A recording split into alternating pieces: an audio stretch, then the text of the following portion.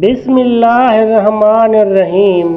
शुरू करता हूँ अल्लाह के नाम से जो बड़ा मेहरबान और निहायत रहम करने वाला है। एक ऐसी इन्फो देखने और सुनने वालों को अस्सलामु अलैकुम रहमतुल्लाहि व बरकातुहू। मुअज़्ज़िज़ सामीन और नाज़रीन, किसी इलाके में कहर साली थी और जानवर सब कुछ खाकर फारिग हो गए थे।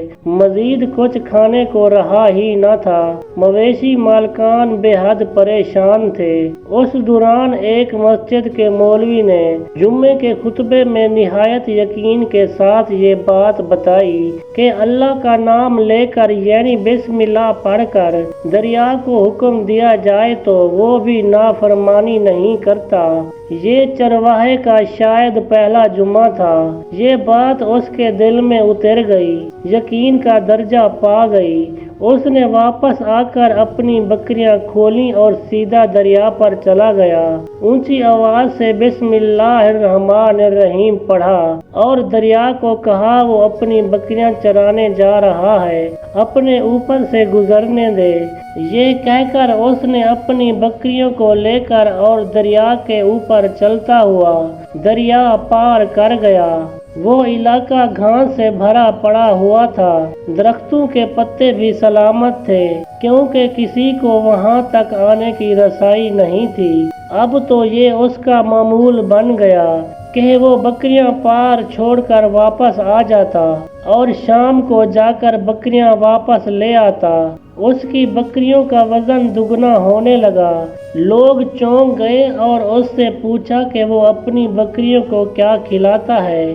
वो सीधा साधा इंसान था। उसने साफ बात बता दी कि जनाब हम तो दरिया पार करके अपनी बकरियां चराने ले जाते हैं। वहाँ सब ने ये बात सुनी मगर किसी ने यकीन नहीं किया क्योंकि ये नाकाबिल यकीन बात थी। मगर बात होते होते मौलवी साहब के पास पहुँच गई।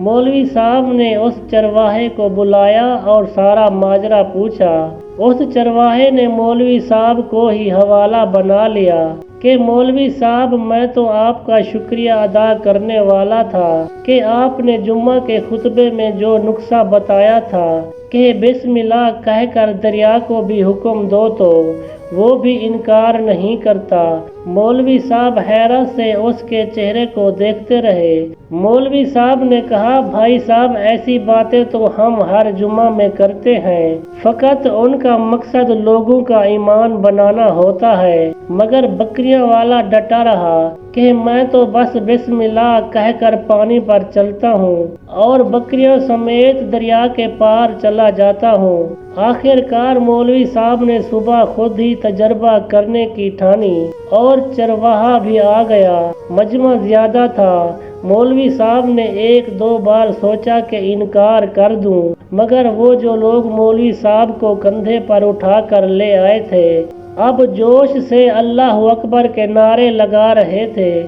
और मौलवी साहब के हक में तारीफें कर रहे थे। आखिरकार मौलवी साहब ने एक रस्सा मंगवाया। पहले उसे एक दरख्त के साथ बांधा, फिर अपनी कमर के साथ बांधा, फिर डरते डरते ढीला ढाला बिस्मिल्लाह पढ़ा और दरिया पर चलना शुरू हो गए। मगर पहला पाँव ही रखना था। मौलवी साहब पानी में गिर गए। मौलवी साहब डुबकियां खाने लगे और पानी के बहाव में बहना शुरू हो गए। लोगों ने खींचकर बाहर निकाला। मौलवी साहब की इस हरकत ने चरवाहे को परेशान कर दिया कि मौलवी साहब की बिस्मिल्लाह को ये क्या हो गया है, क्योंकि उसका ये रोज का मामूल था। उसके अपने यकीन में कोई फर्क न आया।